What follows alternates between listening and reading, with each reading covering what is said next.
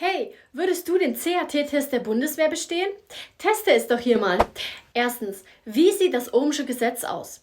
Zweite Frage, wer ist der aktuelle Verteidigungsminister? Horst Seehofer, Ursula von der Leyen, Boris Pistorius oder Christine Lambrecht?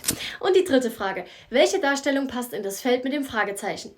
Na, wie hast du diese 3 Fragen gemeistert? Hier sind die Lösungen. A ist das Ohmsche Gesetz. Der Verteidigungsminister ist Pistorius und die Matrize löst sich durch Bild A, da es in den Zeilen verschiedene Spiegelungen gibt.